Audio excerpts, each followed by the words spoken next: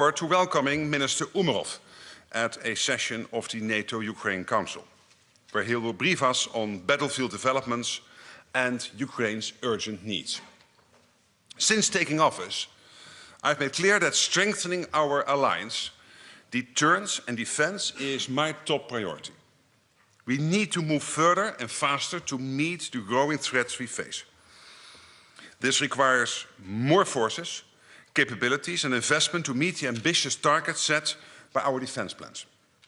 Expanded defense industrial capacity, more robust supply chains, and leveraging new technologies to ensure that we remain resilient across all domains. We have already made progress across all these lines of effort, but more really needs to be done. On defense industrial capacity, for example, we have made significant advances over the past 2 years on the production of munitions and the manufacturing of new ships, combat vehicles and jets. But we are still not producing enough, and the cost remains too high. So we must scale up together to produce more and at lower cost, and we must do so quickly.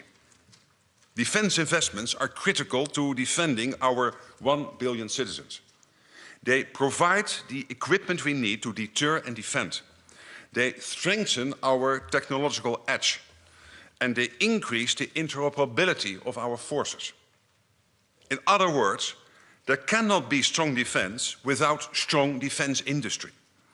Achieving this requires increased defense spending, firm orders, and they have to be long-term. I'm engaging with allies and have spoken to a number of big defense industry players on how best to deliver on this key priority. I also expect that ministers will greenlight a new NATO initiative to improve standardization.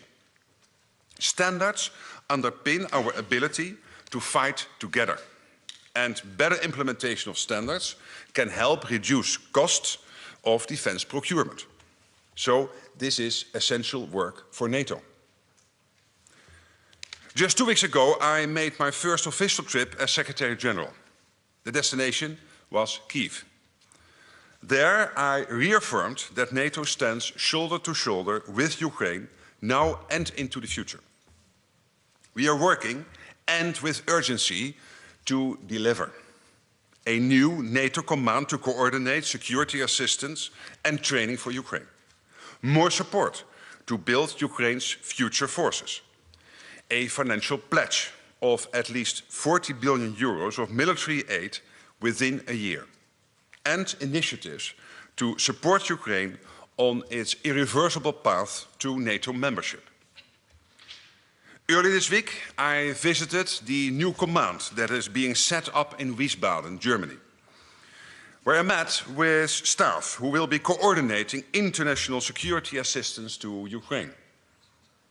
Work has started, and we expect the command to become fully operational in the coming month.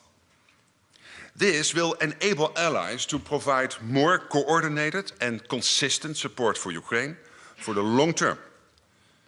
On the financial pledge, I'm delighted to report that we are firmly on track to delivering the 40 billion pledged for the coming year as agreed in Washington. I can announce today that NATO allies committed 20.9 billion euros in military assistance to Ukraine during the first half of 2024. And allies are on track to meet their commitments for the rest of the year. So the message is clear. NATO is delivering for Ukraine, and we will continue to do so. Defense ministers will also review the status of NATO's current operations and missions in Kosovo and Iraq. The situation in the Western Balkans remains concerning, with secessionist threats in Bosnia and Herzegovina, a fragile security situation in Kosovo, and little progress made in the EU-facilitated Belgrade-Pristina dialogue. Russia is also seeking to undermine democracies in the region with cyber and hybrid threats, including disinformation using internal vulnerabilities to sow divisions. For over 2 decades, KFOR has maintained a safe and secure environment for all people in Kosovo and freedom of movement. NATO's commitment to KFOR remains strong today. And in the Middle East, at the request of Iraqi authorities, we have broadened the scope of our support, for Iraq's security institutions. And we continue our engagement through NATO mission Iraq to promote security and stability. Finally, I'm looking forward to exchanging views on the current global security situation with our Indo-Pacific partners and the EU. The growing alignment of authoritarian actors like China, Russia, North Korea and Iran is undermining stability in the Euro-Atlantic and in the Indo-Pacific regions. In this more interconnected world, it is vital that we tackle our shared security challenges together. The expanded presence at the NATO table tomorrow demonstrates our commitment to working with our like-minded partners to defend our values and interests. We are particularly looking to increase cooperation in the areas of innovation, supply chain and defense industrial production. And with that, I'm ready to take your questions. Thank you. We'll start with Interfax. Third row. Thank you, Farah. Secretary General, News Agency Interfax, Ukraine, Irina Sumer. Today, Ukrainian President Volodymyr Zelensky announced in Verkhovna Rada, you already know what I'm talking about, that first point of his victory plan is an invitation for NATO membership, while the real membership can wait for a future. What will be your thoughts on this? Thank you. Well, clearly, the victory plan we discussed. We are also discussing it with allies. It will no doubt also be on the table this week when, of course, we have on Thursday the meeting between Ukraine and NATO on Thursday night with the defense ministers. As you know, at the NATO summit, allies agreed that Ukraine's path to membership is irreversible. And Ukraine is closer to NATO than ever before. We have the comprehensive assistance package. We are establishing a NATO command. I just spoke about it, and SETU being founded now in Wiesbaden. There we will coordinate and provide security assistance and training for Ukraine. We have agreed on the pledge, the 40 billion, and we are on track on delivering. And of course, many allies have signed bilateral security agreements with Ukraine. So the work we are doing together is making Ukraine stronger, more interoperable with NATO, and better prepared than ever to join our alliance. And I believe that all this work clearly constitutes a bridge to NATO membership. Ukraine will join the alliance, of course, when the time is right. And we will discuss, of course, also this item in the Zelensky victory plan. Okay, we'll go to Ukrainian News Agency, National News Agency of Ukraine. Thank you for the floor. Dmytro Shkurko, National News Agency of Ukraine. Good afternoon. We have confirmed reports that Russia and North Korea concluded some kind of new agreement which not about only supply of weapons, but also to sending troops to the combat. Do you have such information? And do you observe some kind of, does NATO observe some kind of logistical operations in supporting such a move? And what is NATO reaction to that dangerous development? Thank you. I cannot confirm these reports, but obviously they are concerning. What we do know is that North Korea is helping to fuel Russia's war effort against Ukraine. And we strongly condemn the, let's say, deepening military cooperation between Russia and North Korea. But we at this stage cannot confirm the reports you were mentioning. Okay, over to FATS, please. Third row. Thanks a lot. Thomas Kutschka, Frankfurter Allgemeine Zeitung, Secretary. Yes, guten Tag. Secretary General, I have two questions. The first one, more than 2 years ago, Ukraine applied for NATO membership, but this application has never been taken on in the NATO, the North Atlantic Council or in other fora. Do you intend to change that and to have a discussion on the proposal itself? And the second question on the financial pledge. I take it that the 40 billion will be met this year, but of course the pledge in DC has been for the next year, so depending on how you count between the two summits or for the 12 months of 2025. Are allies also on track to meet the 40 billion for this period of time? Well, clearly what allies agreed on your second question is a first pledge for 40 billion, but also the clear intent to continue to provide this. And the 40 billion was based on the fact that when you aggregate together the support which was given to Ukraine in, let's say, 2022 and in 2023, that you would basically come to this figure of 40 billion in support. That is basically the reason behind the 40 billion. But that is an explicit decision which has to be taken later. But there is the clear intent because we want to support Ukraine also for the long term. We are in this for the long haul if that is necessary. And Russia has to understand this, that we will not let go of this. And that we will not leave Ukraine alone. On your first question, it is my firm belief that one day Ukraine will be a member of NATO, and I will applaud when that day comes. It's also very clear that Putin or Russia have no say in this, no vote, no veto. They cannot influence that discussion. And then obviously it is up to the allies to discuss amongst themselves how to take this forward. But the fact that we are doing all this work on improving the interoperability of Ukraine with NATO, not only the money but also the training and the other programs we are running currently with Ukraine as allies, but also, of course, the individual commitments allies made in terms of their security agreements with Ukraine. This all is basically making sure that Ukraine is ready, stands ready when the day comes when NATO membership is possible. But I cannot today now exactly sketch out what that path will be. But I am absolutely confident that in the future Ukraine will join us. Okay, we'll go to Ansa, second row, please.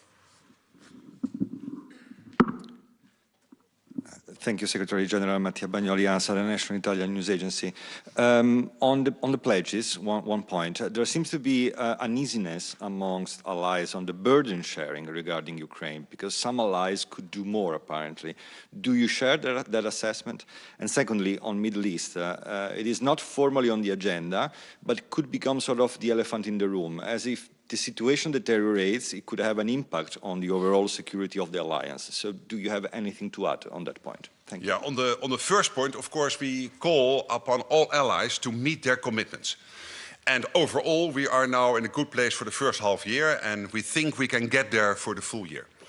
I'm not going to release exactly what type of amount of money each country is doing, but internally we are completely transparent about that, because that is important also for allies amongst themselves to hold the other accountable and saying, hey, we are doing more, you are doing not enough, could you please step up? But as a whole, we are above the 20 billion, we are at 20.9 billion. On the Middle East, as my predecessor said, we cannot solve everything in the world. And this is, of course, a highly worrying situation, which is now taking place in Gaza, in Israel, and Lebanon.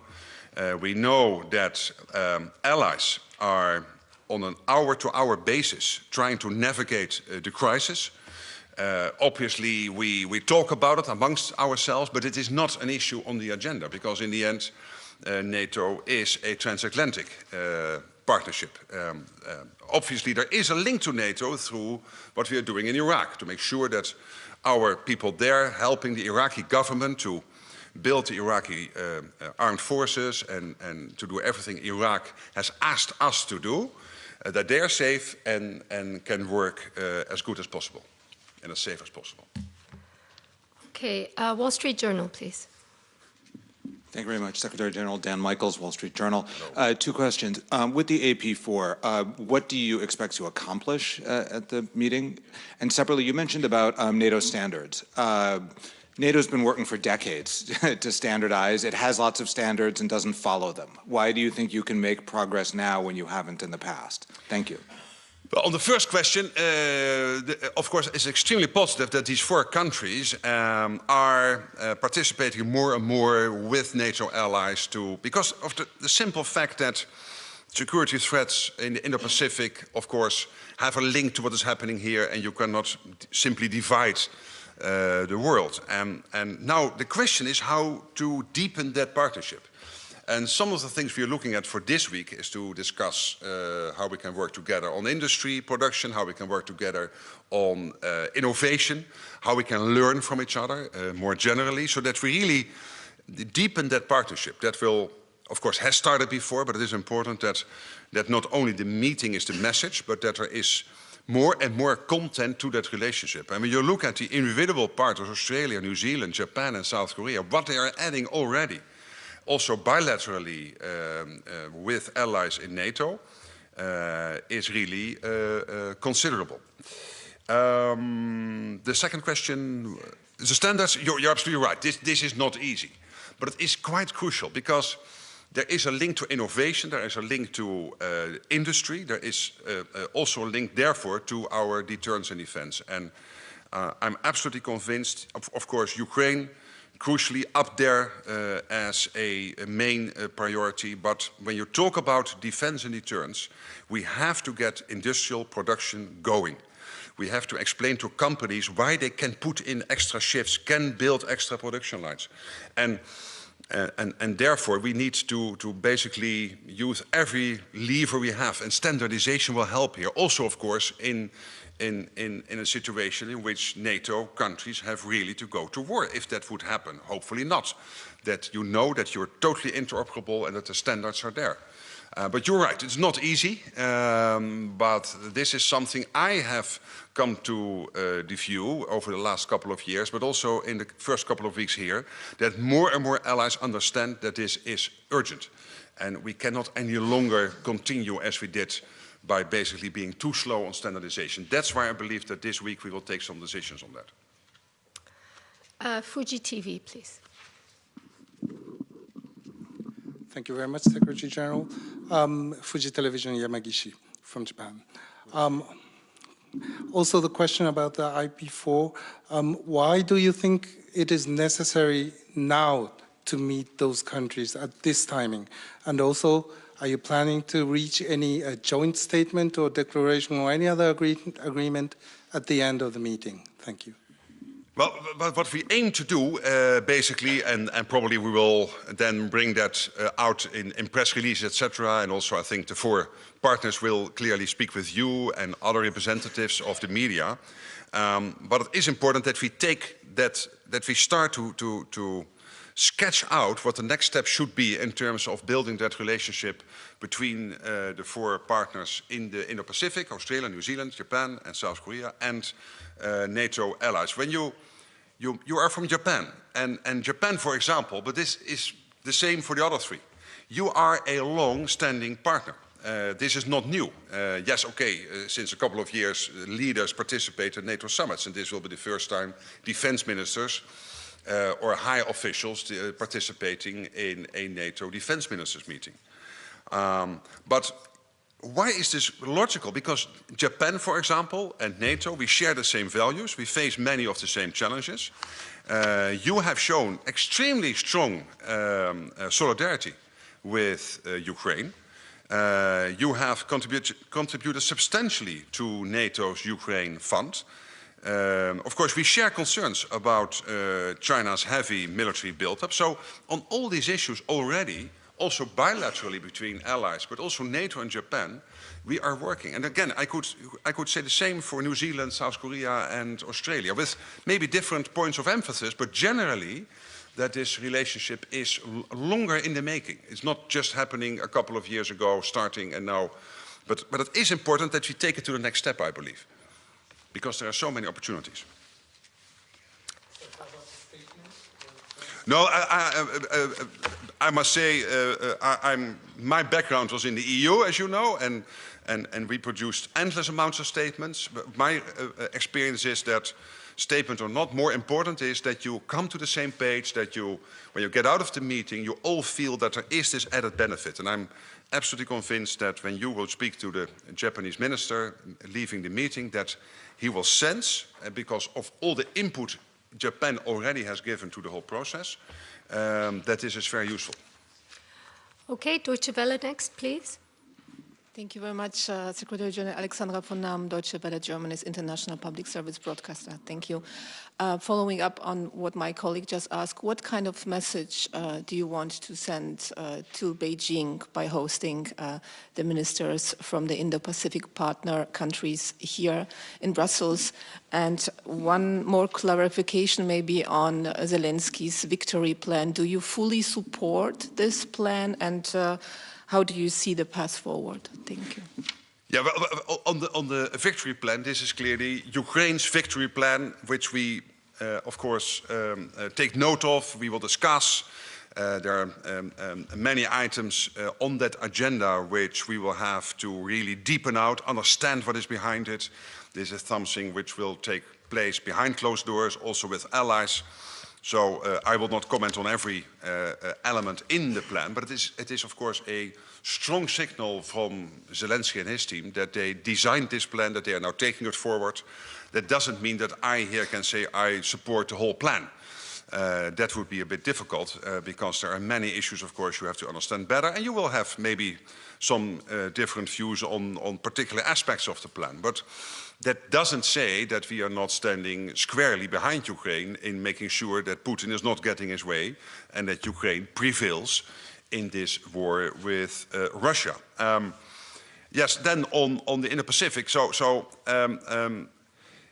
there is a clear sign of this deepening cooperation for a reason, and that is, yes, for example, you mentioned China. Yeah, China and Iran, but also in the region North Korea, they are fueling Russia's war of aggression. So that is a clear concern to NATO allies, but also to the four partners in the Indo-Pacific. They are, the four of them, challenging, obviously, security, both here in the Euro-Atlantic, but also, again, in the Indo-Pacific. And as I said, what happens here or in the Pacific directly influences what happens in the other part of the world. So therefore, you need to work together. This week, I think we will take work forward on how we can support Ukraine. We will discuss, as I said, new technologies and industry, probably also focusing somewhat more on artificial intelligence. Countering disinformation is a big item on our agenda. And of course, cyber defense. This is an issue we are all confronted with. So we are really determined to take that work forward. It is not against China or any other one country in the world, but clearly also China itself is a decisive enabler of what's happening in Ukraine, supporting Russia's war effort by sanctions circumvention, by dual use. That has an impact, of course, also on China's standing in the world. But this partnership with the AP4 is not only about China. It is a broader partnership acknowledging that our two regions are interconnected. Okay, we'll go to the lady in the third row. White jacket, yes. Lirdona Gashiklan, Kosovo, Pristina, based on Kosovo.